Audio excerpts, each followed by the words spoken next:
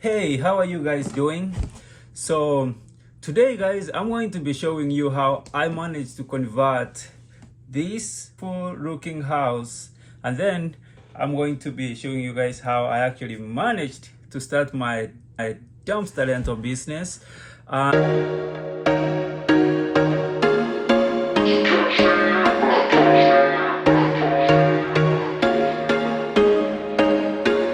There was once a day that I would pray for you. I'd go and Guys, hang on with me. I'm gonna show you guys why I actually decided to start my dumpster rental business and how I actually managed to raise capital to start the business. So anyway guys, this is gonna be a transformation video for the house I actually sold and the gamble I took by taking all that money I sold the house for and investing into the dumpster rental business. So guys, let's get into the video now.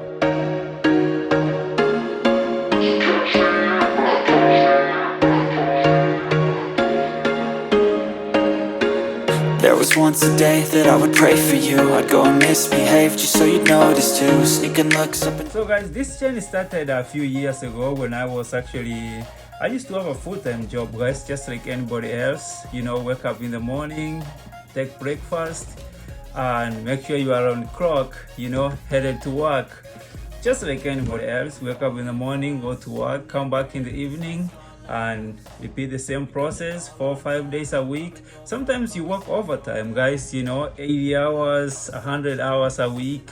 And man, with my accent and everything, there's not much I could have done, you know. First of all, there's no way you will tell me to go work at the counter counting money all day and, you know, like stuff like Walmart and stuff. I'd rather be a stocker, you know, sit in the back and put things on the shelf than counting money in the shelf, you know, like, hey, I need to give people change and stuff. Well, I get distracted easily on that. So guys, a couple years ago, I decided to, you know, stop or quit working, you know, 9 to 5, and I decided to be a freelancer, you know. So what I did is I had a car. I decided to sell the vehicle and started doing rideshare, which is Uber. And every time I would pick people up, I'll ask them what they did they like their job. I mean, just to gather some information on, you know, what I can actually do and how it can benefit me in any way. So guys, one time I was driving around the neighborhood and I saw this house. Like I told you guys, I'm a muscle guy, you know. I just like muscling everything through. So I saw this house. It had a lot of junk. I drove through because I saw the for sale sign up front. I drove to the back. I walked to the back and I couldn't even get through the brushes which was there to look at the house. So what I did is I called the number and for sure I talked to the real estate agent, and she told me that, I think it was a lady, said that, you know, this house is for sale. It's gonna go for 9,500 and the owner is actually selling the land, you know, the house. I was like, you know, I'm living with my parents, so let me just get this house. Maybe in the future I will fix it and move into the house. That was my initial plan. So I took the house and I talked to the real estate agent, and sure enough, a few days later, I actually got the house. It took a few weeks to finalize the paperwork. I didn't understand why, because I was actually paying cash for the house, 9,500 plus the closing cost, which was, I think it was like close to $1,000. It's like 3-4%. No, it's 3% or something like that. So sure enough, a few days later, a few weeks later, I got paperwork and we signed it off the house, and I was a proud owner of this. So anyway, the following week, or I think it was pretty much I was pretty excited. So the following day after I signed up the paperwork for the house, I was there with machete and I was there with chainsaws and, you know, everything I needed to clean up the place. The good thing is I actually had a truck and I had literally just purchased a trailer. So I was able to load everything I had, every chunk which was in the backyard into the trailer, and then I would transport it to the landfill. So I did that a couple times, and guys, this is how the house looked like after I cleaned up the property.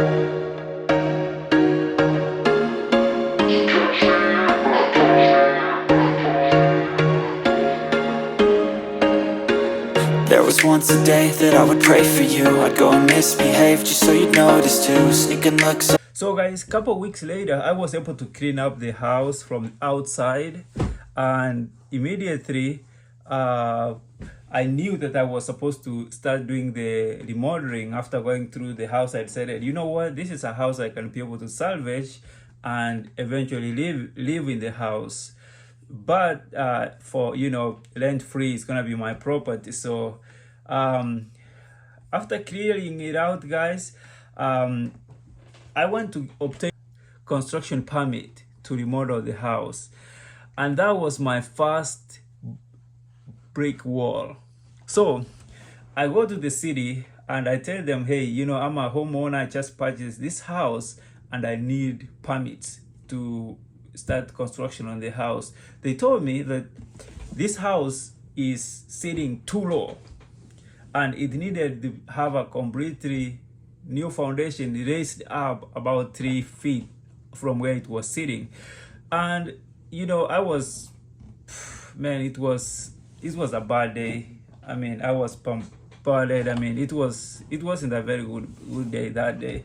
So technically they told me the only option is if I will be able to raise the entire house 3 feet from where it was sitting on the foundation, I will get permits to start construction, because that entire area was flagged for flooding. So a few weeks later, I went and thought it over. My first thought was to demolish the house, and you know, hopefully I will, in God's grace, I will get some loan somewhere to start construction. But you know, I'm new. I don't know much about building a house and obtaining homeowners loans and stuff. And the only reason why I bought this house is because I wanted to live rent-free. So if I was to build another house on the property, then I could afford to start a new mortgage, and that's a 30-year mortgage, 15-year mortgage, and you know, it's not something I was interested in investing into. But I contacted, I put an ad on Craig on Facebook Marketplace, and sure enough, a few weeks later, I got a message from a guy who said, you know what, we can be able to lace your house up 3 feet and build the construction. So this is how far they got. The first,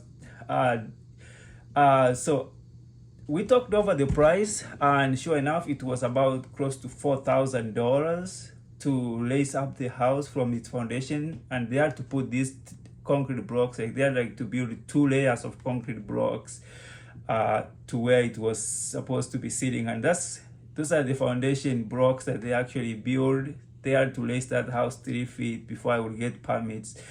And a few days later, guys, I got permits. A few months later, after I'd spent $4,000, I didn't have any more money to continue the project. So I waited a couple months, you know, worked, did my Uber. I used to do chunk removal jobs and, you know, house cleaning services then. But I was able to, you know, lay some little capital and started the construction process for the house. The first thing I had to do was to install brand new siding, and that took me a few weeks to install the siding, because I never knew how to install siding. But after I got the permit, man, I was ready to learn anything. I would go there on YouTube, learn how to install vinyl you know, siding, and I would go out there, try to do it the first day. Sometimes I will get it, sometimes I won't. But this is how the house looked in the back after I installed the siding. I installed the back door, the front door, and this is how the house looked. And then I had to get a permit to do the deck, of course, in the back. And this is where, again, I didn't know much about the construction process of a house. I remember when I was building this deck, I didn't know that I was actually supposed to get a permit for the back deck separately. So One time I wake up and I'm heading to come and do some work at the house, and I get a stop working order. So they told me that, man, if you want to start a construction, if you want to remodel this house, you have to get new permits. So I got a fine, and I had to apply for the permit to build the back deck.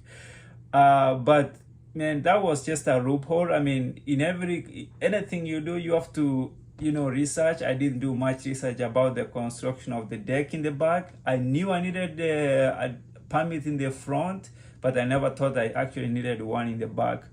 And then before I even do anything in the house, I had to install electric. This house didn't have electric before. It used to have before. The people who actually owned the house had the electric there, but because of the vandalism and whatever abandonment, and they decided to get rid of it. And then the second thing I had to get was the AC unit.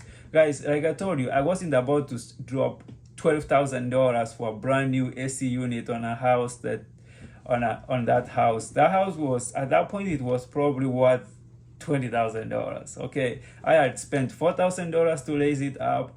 I had spent couple grand to install brand new siding. I had spent about $2,000 building the back deck, $2,000 or $3,000 building the back deck, and I had not done anything inside. But I had to install the electric AC units, and then I got this AC unit. It was Mr. Cool. I'm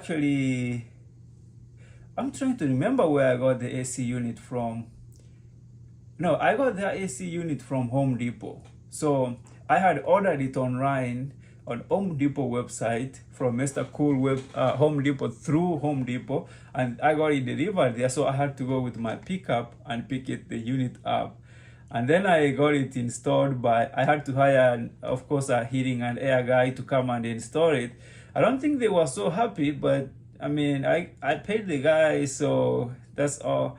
And this is how the inside of the house looked like, guys, for the first time you guys see that. And man, I was ready to do all this work myself. So what I did, I went and got the drywall. And since I was doing everything solo by myself, I went and got the machine here to install to lift the drywall up and screw it in. So up to this point, guys, I had already acquired all the permits I needed for the property. I had already acquired mechanical, electrical, and everything. I had all the permits. I had got inspection on the electrical done. I had got inspection on the heating and air done, and I was ready to start covering everything up. So if you're doing a remodeling, if you're remodeling a house, make sure you follow every rule. You have to make sure you have the permits. You have to make sure everything is inspected, and ask the inspector if it's okay to start installing drywall, because you don't want to start installing drywall before you actually know that everything else is approved. So sometimes they will tell you, hey, this is not inspected, so don't do the drywall yet. So guys, a couple of days later, I was able to start installing drywall, and sure enough, I was actually installing all the drywall myself. I was literally putting that heavy piece of drywall on that machine I had rented for a week, and I will put it up and screw it myself. I got the drywall and all those materials from Home Depot, and some of them from Menards, and some from Lowe's. But man, it was a really nice experience, and this is how I actually did it. That's how I was using that machine to lift up the drywall. I was doing everything by myself. And then, of course, guys, this was my first ever project to do, and the first house I had ever remodeled. So I had designed everything in this house. So this was supposed to be the kitchen area. Oh, this is supposed to be the living room area. After a few, it actually didn't take me that long to install the drywalls for the house. I think it took me like 4 days, if not 5 days, to install all the drywall. And then I started doing modding myself. So I would go do Uber or whatever jobs I used to have. Like, I never had a full-time job at this point. I had already quit all the jobs I had. I was either doing Uber, chunk removal, moving services. I actually had some moving gigs too. So I used to do moving services, and the reason why I did all these jobs is because I will be able to create time for myself to come and work on my house. So if I was doing Uber on the weekend, made a couple grand, I will use that money to buy, let's say, drywall. And I remember the drywall for this entire house, it didn't even cost me $1,000. So I had a friend of mine deliver it to the house, and shout out to Francis. So he actually delivered all this drywall to my house and helped me out for free of charge. You know, that's what, because we were in the same industry, we used to help each other a lot. And whenever I needed something, I would help him, and if I needed something, he would help me. So guys, I did all this drywall, mudding myself. I mean, I learned everything, including painting, from YouTube. And this is how the living room of the house turned up to be. Let me try to zoom in. So this is during the process. And then, because like I told you guys, because I didn't have a lot of money, like I was literally building this house from money I was actually getting from working, doing random jobs. And so these countertops here, these cabinets here, I actually saw them one time. I was on Facebook Marketplace, and I saw these cardboards here, or these cabinets, and I looked at them. I was like, the guy was selling for like the entire kitchen set cabinets, which he had removed from a house. He didn't want to break them up, and so he had them in his driveway. He was like, if you give me $100, I give you all these cabinets. So these are the cabinets I actually went and bought and installed, and I actually installed them in the house. So of course, guys, I had to paint some of them. Oh, I had to paint all the cabinets white, because I like the color white with the wall, with the colors I painted on the wall. It actually looks way better. If you see over here, some of the cabinets were not painted, but that's just for now. And this was how the kitchen turned out to be. This was a 950 square feet house. It was not a very big house. So, and of course, this is me installing the floors in the house. I had some vinyl floors installed, and of course, I never installed vinyl floors before. I had to learn all that from YouTube, of course. So, and this is the bathroom. I installed everything in this bathroom, including the water, the vinyl floors. I installed that from running, also from YouTube. So, of course, and this is how the bathroom turned out to be. It was a really nice tile floors. I think I got this tiles floors from some flooring company in, really close to East Wichita. I'll remember the name. I'll probably mention it on my next video. So this is how the AC unit turned out to be, and this is how the kitchen now looked like after I was done with it. If you guys can edit everything you see in this kitchen, I mean, it probably didn't cost. The most expensive item in this kitchen was probably the stove and the dishwasher. The other stuff, like the cabinet, I'd paid us for, or $100 for. The floors, they were like 67 cents per square feet. And this is how the Mr. Cool units work actually. So I had one of these units installed in the living room, and one installed, because this is a 2-bedroom house, I had one installed one of these units installed in each bedroom, and one in the living room. They're supposed to cool up to maybe 1,800 square foot house. It was really nice system. It actually was blowing really nice cold air after I was done, and that's how the house turned up to be. So guys, after I got this house completed, I knew I was not gonna keep the house, because if I kept the house, I will move into the house and then end up, still doing the same thing I was doing. Do Uber and, do junk removal services, do cleaning services. So my decision was to take the house, get it sold, and invest into something. But at that time, I had some ideas, but I didn't know how to pull it off. And this is in Wichita. It's a small town in Kansas City, in Kansas. So what I thought about doing is, man, I decided, you know what? Now that I finished the house, I'm gonna put it on the market, see what I get out of it. The house was fully paid at that point because I spent my own cash money to buy everything and my own labor to install each and everything in that house. I got help from family and friends doing fence, installing some stuff, painting, but this is something that I was doing gradually. I think it took me close to a year to finish up the entire renovation for the house, but it was worth it. So I paid $9,500 for the house. After closing costs, it came to about $11,000.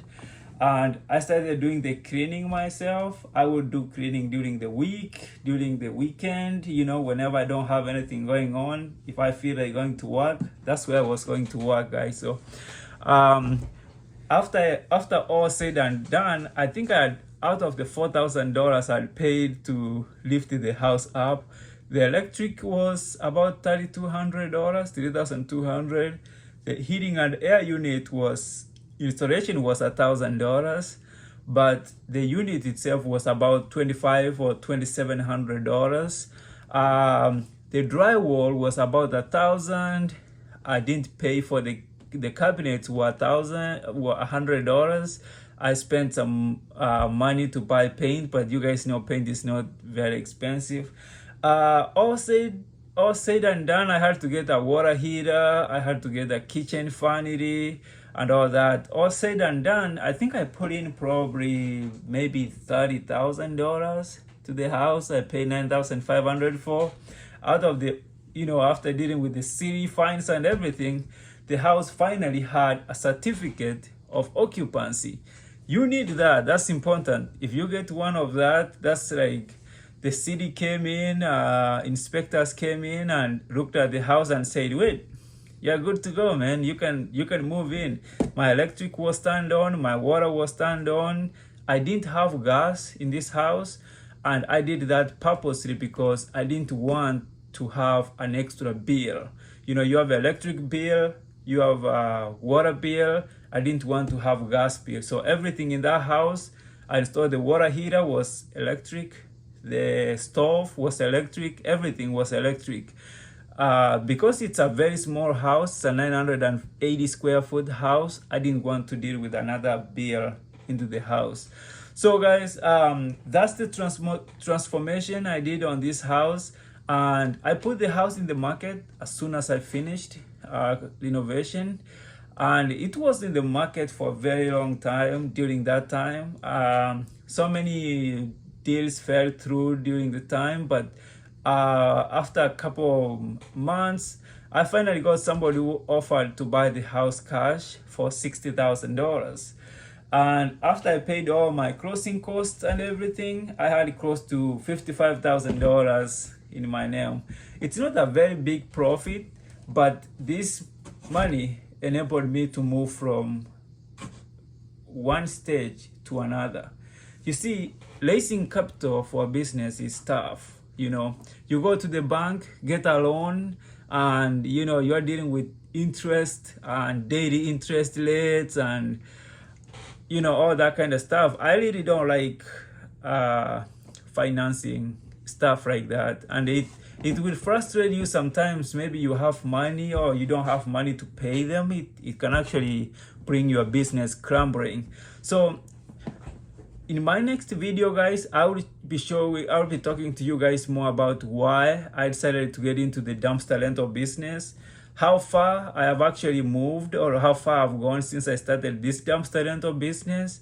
But I'll tell you guys, it has been quite a journey, especially like I told you, I'm a rookie in this. I built the house from knowing nothing about houses. I never built a house in my life. I mean, I grew up in Kenya, so we didn't even have drywall to install in a house. So I never knew anything about drywall, never knew anything about paint, but I had to learn all those information online and YouTube and from people, and you know, all those kind of stuff. It really helped me a lot. I mean, there's nothing you can't find on YouTube. So guys, my next video, I'm gonna be talking to you guys about how and why I decided to start the dumpster rental business, and why and how, you know, what are some of the challenges I've actually faced through, because it did actually end from me selling the house and getting into the dumpster rental business. So a long transition, guys. I'm preparing a video for you guys next time about why I decided to get into the dumpster rental business. And if you are interested in starting a business, guys, let me know in the comment below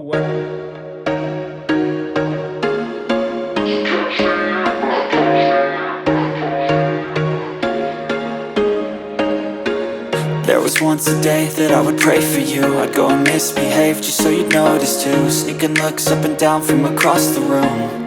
And damn, what a hell of a view. I feel good, you look great, I like you, I can't wait.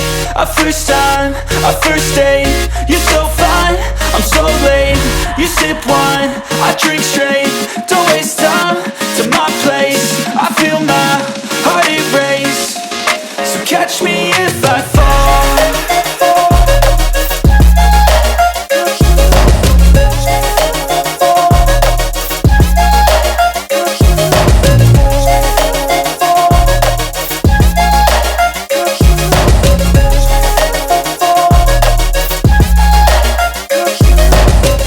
I'm falling fast, sitting here praying that this night's gonna last. You got it all on tap, I'm loving your vibe, always have your back. We like all the same tracks, listen all night in the sheets all black. Said I'm falling fast, don't remember life before you, that's fact. I feel good, you look great, I like you, I can't wait. A first time, a first date, you're so fine, I'm so late. You sip wine, I drink straight. Don't waste time to my place. I feel my heart erase. So catch me if I fall.